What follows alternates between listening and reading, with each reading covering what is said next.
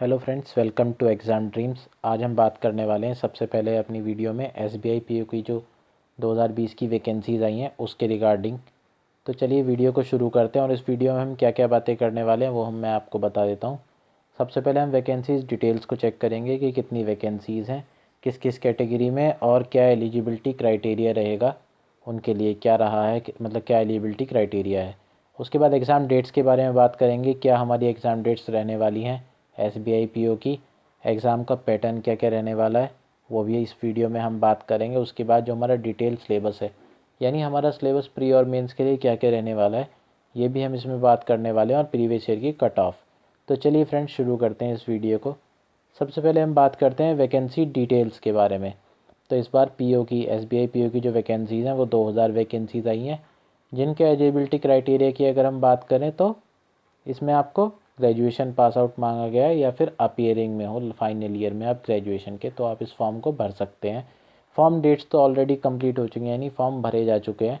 तो इस वीडियो में सिर्फ हम स्ट्रेटजीज के बारे में बात करेंगे। बाकी एक बार मैं बता देता हूँ, जो कैटेगरी वाइज वैकेंसीज़ हैं उसके बारे में, जनरल 810, ईडब्ल्यूएस की वैकेंसीज़ हैं वो 200 है, ओबीसी की 540 वैकेंसीज़ हैं, और एससी की 300 वैकेंसीज़, एसटी की 150, और जो इस आप टोटल पोस्ट काउंट करेंगे वो बैठेंगी 2000। अब हम बात कर लेते हैं इसकी एग्ज़ाम डेट्स के बारे में। तो सबसे पहले जो हमारा प्री एग्ज़ाम होने वाला है वो 31 दिसंबर 2020 को शेड्यूल्ड है, फर्स्ट डेट। उसके बाद 2 जनवरी, 4 जनवरी और 5 जनवरी 2021, यानी जनवरी में 3 डेट्स हैं आपके पास में। प्रीलिम्स का जो रिज़ल्ट आने वाला है वो 3rd वीक ऑफ जनवरी में आएगा, यानी एग्ज़ाम ख़त्म होने के लगभग 2 हफ्ते बाद। उसके बाद मेंस एग्ज़ाम की जो एडमिट कार्ड हैं वो भी तभी रिलीज़ होंगे। मेंस एग्ज़ाम की जो डेट दी गई है वो है 29 जनवरी 2021, यानी प्री एग्ज़ाम के ख़त्म होने के लगभग 24 दिन बाद। ये मतलब अभी आप एग्जैक्ट मान के चलिए कि इसी टाइम ही एग्ज़ाम होने वाले हैं, कोई प्रॉब्लम नहीं आई तो यही आपकी फ़ाइनल डेट्स रहने वाली हैं। अगर हम मेंस एग्ज़ाम के रिज़ल्ट की बात करें तो 3rd वीक और 4th वीक ऑफ फरवरी, यानी लगभग 20 से 25 दिन बाद आपका रिज़ल्ट आ जाएगा। और फिर इंटरव्यू शेड्यूल आपका रखा गया है फरवरी मार्च में, और आपका फ़ाइनल जो रिज़ल्ट है वो लास्ट वीक ऑफ मार्च में रिलीज़ कर दिया जाएगा। बात करते हैं एग्ज़ाम पैटर्न के बारे में। तो सबसे पहले जो प्री का एग्ज़ाम रहने वाला है उसमें आपके इंग्लिश के 30 क्वेश्चंस 30 मार्क्स के आने वाले हैं, जिसमें ड्यूरेशन जो होगा, यानी सेक्शन ड्यूरेशन जो होगा वो 20 मिनट का होगा। क्वांटिटी एप्टीट्यूड के बारे में बात करें तो 35 क्वेश्चन आएंगे 35 मार्क्स के, और यानी हर एक क्वेश्चन 1 नंबर का होगा, और उसका ड्यूरेशन जो है वो 20 मिनट का आपको मिलेगा उस सेक्शन का। ऐसे ही अगर हम रीजनिंग एबिलिटी की बात करें तो 35 क्वेश्चन 35 मार्क्स के 20 मिनट में आपको मिलने वाले हैं। तो टोटल 100 क्वेश्चन होंगे 100 मार्क्स के, जिनके लिए आपको कंपोजिट टाइम नहीं है, सेक्शनल टाइमिंग है। पर टोटल टाइम अगर आप काउंट करो तो 60 मिनट्स का टाइम आपको मिलने वाला है। और सबसे इम्पॉर्टेंट बात, इसमें नेगेटिव मार्किंग है 0.25 की, यानी अगर आप मिस्टेक करते हो तो हर एक क्वेश्चन में आपके 0.25 मार्क्स अलग से डिडक्ट कर लिए जाएंगे ज़ीरो के बाद में। अगर हम मेंस एग्ज़ाम के पैटर्न की बात करें तो मेंस एग्ज़ाम में रीजनिंग एंड कंप्यूटर एप्टीट्यूड, यानी आपकी जो रीजनिंग है प्लस कंप्यूटर्स के कुछ क्वेश्चंस 45 क्वेश्चन आएंगे टोटल ऑन एन एवरेज, और उनके मैक्सिमम मार्क्स होंगे 60। इसके लिए आपको जो सेक्शनल ड्यूरेशन है वो 60 मिनट्स का गिवन है। इसके बाद डीआई, मैथ्स और डीआई की अगर हम बात करते हैं, डेटा एनालिसिस और इंटरप्रिटेशन में, तो 35 क्वेश्चन आएंगे, वो भी 60 मार्क्स के 60 नंबर के रहने वाले हैं। ठीक है, और इसके लिए आपको कंपोजिट टाइम 45 मिनट्स यानी 45 मिनट का आपको टाइम दिया गया है। सबसे इम्पॉर्टेंट स्कोरिंग जो आपका टॉपिक है, जो सेक्शन रहने वाला है, वो है जनरल इकोनॉमिक बैंकिंग अवेयरनेस। इसके आपको 40 क्वेश्चन 40 मार्क्स के मिलेंगे, और इसके लिए आपको जो टाइम है वो 35 मिनट्स का इस सेक्शन के लिए आपको अलॉट किया गया है। ऐसे ही अब इंग्लिश की बात करें तो 35 क्वेश्चन 40 मार्क्स के रहने वाले हैं, और इसका जो सेक्शनल टाइमिंग है वो 40 मिनट्स रहने वाला है। तो टोटल क्वेश्चन आपके 155 हैं, और जो मैक्सिमम मार्क्स यानी टोटल मार्क्स आपके रहने वाले हैं वो 200। इस एग्ज़ाम की अगर हम टोटल ड्यूरेशन की बात करें तो 3 आवर्स है, बट टोटल ड्यूरेशन से आपको कोई ज़्यादा फ़र्क नहीं पड़ना चाहिए। आप ध्यान रखेंगे कि किस सेक्शन के कितने ड्यूरेशन आपको गिवन है। इसमें भी वही नेगेटिव मार्किंग है 0.25 की। अगर हम एग्ज़ाम के पैटर्न सिलेबस की बात करें तो सिलेबस में आपके रीजनिंग में logical reasoning, alpha numerical series, ranking direction और alphabetical test, data sufficiency, code inequalities, sitting arrangement, puzzle, आपका टेबुलेशन हो गया, स्लॉग हो गया, ब्लड रिलेशन और input output and coding decoding, ये आपका जो रीजनिंग का सिलेबस है। इसके अंदर अगर हम इम्पोर्टेंट की बात करें तो सिटिंग अरेंजमेंट हो गया, पजल हो गया, इनसे क्वेश्चंस आपके आएंगे। बाकी coding decoding, input output 5-5 questions और स्लॉग जो कि एक आसान टॉपिक होता है उसके क्वेश्चन आपको 5 नंबर के मिलने वाले हैं कंफर्म। ठीक है, अगर हम बात करते हैं क्वांटिटी एप्टीट्यूड के बारे में तो इसमें simplification, profit and loss, mixture and alligation, SICI, surds and indices, आपके time and work, time and distance, mensuration, data interpretation रहने वाला है इसमें, ratio and proportion, percentage, number system, sequence and series, उसके बाद परम्यूटेशन एंड कॉम्बिनेशन और probability. ये आपका क्वांटिटेटिव एप्टीट्यूड का सिलेबस रहने वाला है। इंग्लिश की बात करते हैं, इंग्लिश में रीडिंग कॉम्प्रीहेंशन, आपका क्लोज टेस्ट, आपका पैराजम्बल, आपके मिसलेन एक्सरसाइजेज भी होंगी, फिल इन द ब्लैंक्स होंगे, मल्टीपल मीनिंग भी होंगे, इसमें एरर स्पॉटिंग होगी, यानी एक पैराग्राफ दिया जाएगा या सेंटेंस, उसको ABCD में ब्रेक होगा, उसमें से किसी भी एक A पार्ट में, B पार्ट में या C पार्ट में या D पार्ट में आपके एरर होंगे।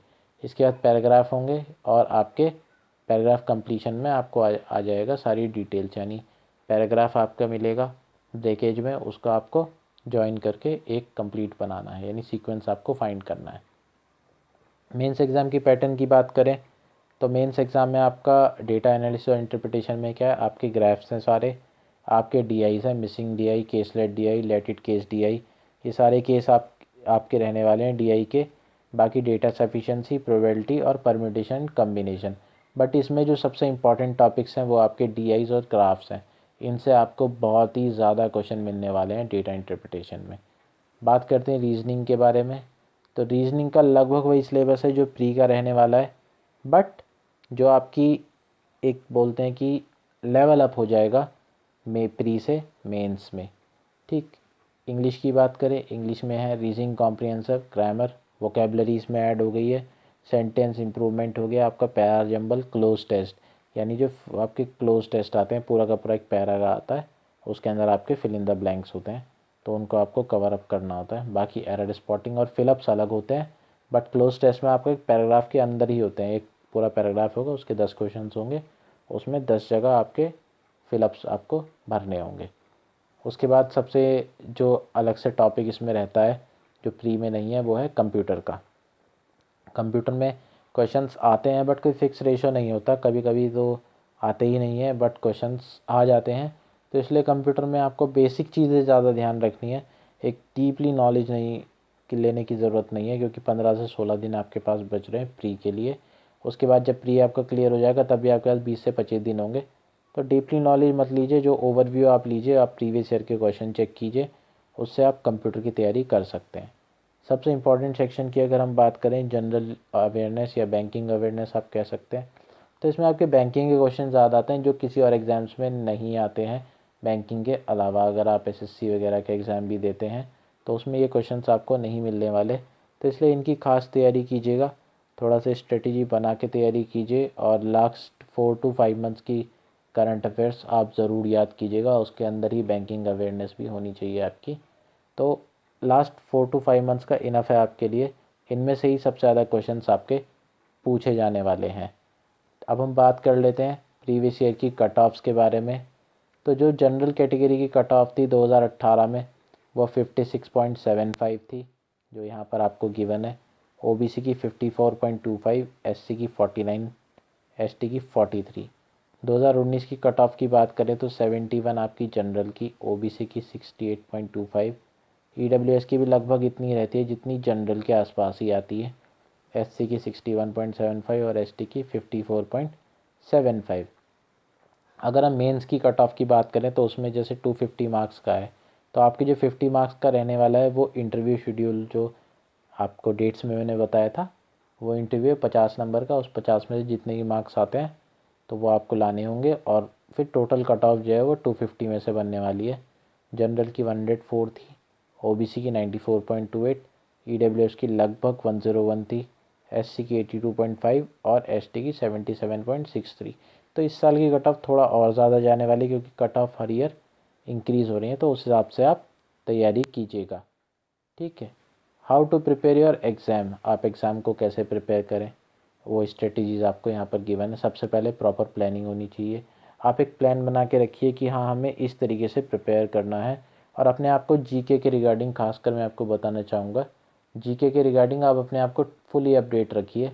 अभी से आप तैयारी करेंगे तो जो पिछले महीने की 2-3 महीने की जीके है वो तो आप वैसे ही याद कीजिएगा। बाकी अब से आप डायरी में नोट कीजिए या अपनी किसी कॉपी में नोट कीजिएगा। उसके बाद आप प्रिपेयर कीजिएगा तो आप अपडेट रहेंगे उसके रिगार्डिंग।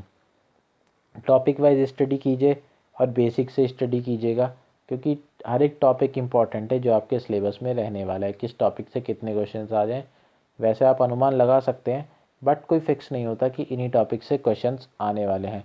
हाँ, जैसे मैथ्स में डीआई हो गया, रीजनिंग में पजल्स हो गए, तो उनसे क्वेश्चन मिलने वाले हैं, वो चीज़ें कन्फर्म है। बट एक एक दो दो तीन तीन नंबर जो आपके एक्स्ट्रा रहेंगे वो कहीं से भी क्वेश्चंस आपके आ सकते हैं। उसके बाद सबसे इम्पॉर्टेंट आपका जो तैयारी करने का पैटर्न है उसमें आता है मॉक टेस्ट। ज़्यादा से ज़्यादा अटैम्प्ट कीजिए, दिन में 3 या 4 या 5 मॉक टेस्ट आप अटेंड कीजिए। उसके बाद उसमें मॉक टेस्ट जब आप अटेंड कर लेते हैं तो आपको ये पता चल जाता है कि आपका, जैसे मैथ्स का सेक्शन अगर आप ले लें सर एक एग्जांपल के तौर पे, तो मैथ्स में आपको ये पता चल जाएगा कि हमारा ये वाला सेक्शन वीक है और ये वाला सेक्शन थोड़ा स्ट्रॉन्ग है, तो उसको आप फिर दोबारा से तैयारी कर सकते हैं। उसकी रिवीजन इंपॉर्टेंट है। जो टॉपिक्स आपके थोड़ा सा वीक है उनके अभी आपके पास 3-4 दिन 5 दिन का टाइम आप ले सकते हैं, फिर तैयारी उनकी कर सकते हैं। बट जो सेक्शन आपको नहीं आते, जो बिल्कुल ही अभी अनछू हैं, मैं रिकमेंड करूँगा अपनी तरफ से कि आप उनको प्रिपेयर ना करें, क्योंकि 15 दिन का टाइम है, कुछ नया सीखने का टाइम आपके पास बचा नहीं है। तो आपके पास जो पुरानी चीज़ें हैं उन्हीं से आप आगे फॉरवर्ड कीजिए अपने आप को। हर एक सेक्शन इम्पॉर्टेंट है, क्योंकि हर एक सेक्शन की इंडिविजुअल टाइमिंग भी आपको गिवन है। तो ऐसा नहीं है कि आप एक सेक्शन कंप्लीट कर लें जो नहीं आता, उसके बाद दूसरे सेक्शन की टाइमिंग आप ऐड कर लेंगे, ऐसा नहीं है। हर एक सेक्शन की आपकी इंडिविजुअल टाइमिंग होगी, तो हर एक सेक्शन की इंपॉर्टेंस को समझिए और उस हिसाब से आप प्रिपेयर कीजिए। प्रिपेयर विथ फ्री माइंड, आप अपने माइंड मतलब फ्री माइंड से प्रिपेयर कीजिए।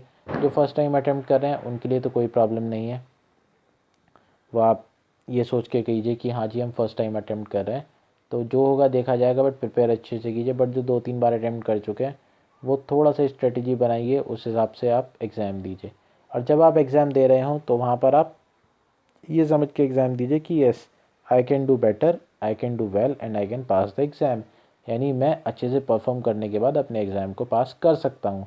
तो आप ज़रूर क्लियर कर पाएंगे, एक बार में नहीं तो 2 बार में क्लियर होगा। बट तैयारी अभी से कीजिए, और जो अटैम्प्ट जो बिल्कुल ही कोशिश करेंगे कि निकल ही जाए, वो निकाल भी सकते हैं इस एग्ज़ाम को, ऐसी कोई प्रॉब्लम नहीं है। तो journey of 1000 miles begin with 1 steps, यानी 1000 माइल की जर्नी भी एक ही स्टेप से शुरू होती है। तो ये सब के लिए एक मोटिवेशन टूल है कि आप कैसे कीजिए, एक एक स्टेप फॉरवर्ड कीजिए और फिर आप आगे बढ़ते जाइए, तो आपको कोई रोकने वाला नहीं है। एक स्टेप कीजिए, एक स्टेप आगे रखिए, फिर दूसरा स्टेप आप आगे रखिए, फिर थर्ड स्टेप आगे रखिए। तो आप पीछे मुड़ के नहीं देखिएगा, तो आप अपनी मंजिल पर कभी ना कभी अगर आप मेहनत करेंगे तो ज़रूर पहुंच पाएंगे। ठीक है, तो अगर आपको वीडियो अच्छी लगी हो तो आप उसको शेयर कीजिएगा, लाइक कीजिएगा और कमेंट कीजिएगा वीडियो पे। तो मैं कोशिश करूँगा कि आपके हर एक कमेंट का आपको रिप्लाई मिल पाए। और किसी को कोई वीडियो के रिगार्डिंग आप कुछ और जानना चाह रहे हों, या वीडियो के अंदर कुछ आपको एडिशन लगता हो कि हाँ ये चीज़ें भी ऐड होनी चाहिए थी, तो वो आप कमेंट बॉक्स में, आपके लिए कमेंट बॉक्स ओपन है, आप वहाँ पे उसको कमेंट करके मुझे बताइएगा। हमारे चैनल एग्ज़ाम ड्रीम्स, आप उसको सब्सक्राइब कीजिए, नोटिफिकेशन बेल को ऑन कीजिए, ताकि आपको अपडेट वीडियोस जो हैं वो मिलती रहें। And thanks for watching the video. Thank you.